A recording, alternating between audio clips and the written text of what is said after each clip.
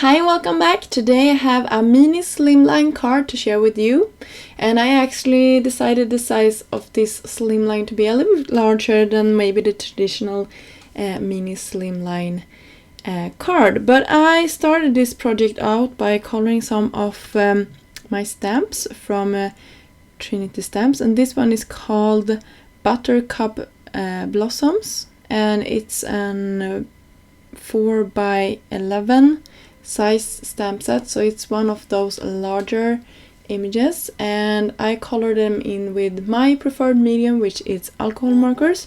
You can use whatever you like to use, and I especially love to color in flower images. I just love flowers, and these ones are really pretty. At first here I didn't know exactly what to create, so I just started out by stamping all of the images here on top of a sheet of Nina 80-pound cardstock, and I went ahead and started to color in a lot of the images. Later on you will see that I will only use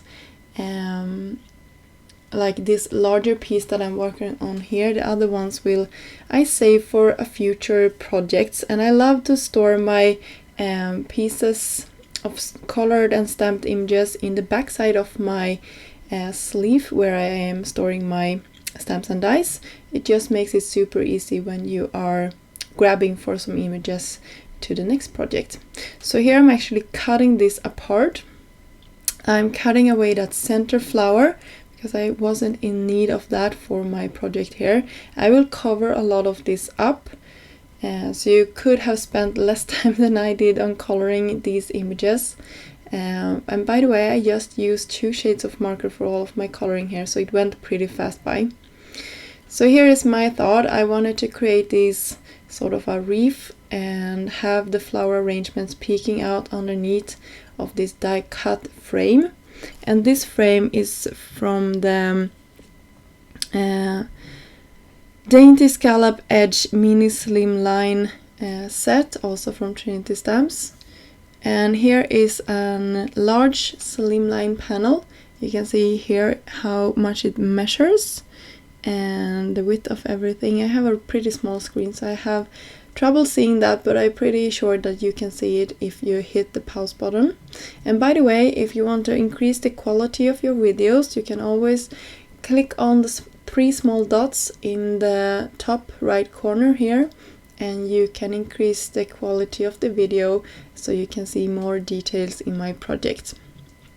So here I am taking away my foam adhesive to the backside of my scalloped edged frame here, and I'm putting it on top, and I just cut that out off screen, and I used you can see an off-white here or a cream colored cardstock, and I will go ahead and put some more small flowers and leaves that I had from my previous coloring, and I will just tuck them underneath the frame just to fill everything out a little bit more.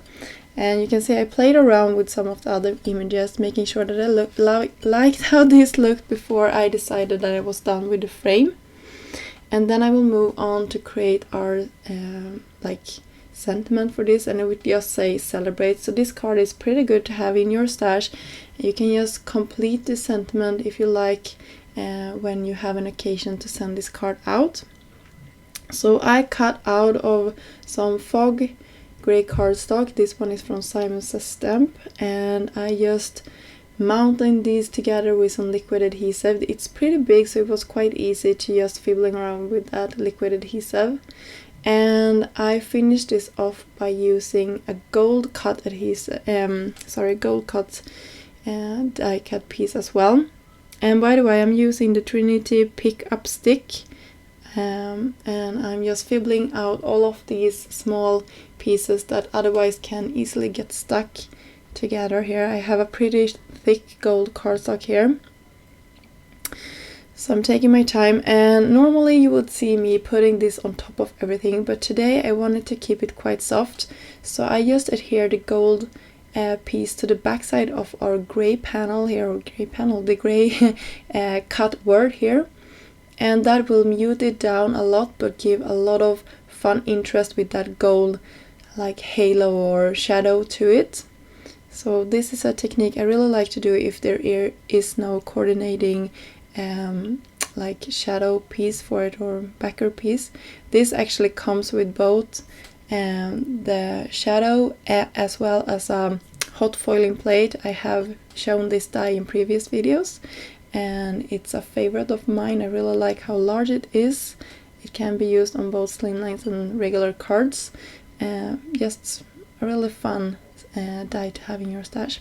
And I coated the gray parts with my glitter pen, and that also is a really fun touch to this otherwise pretty simple card.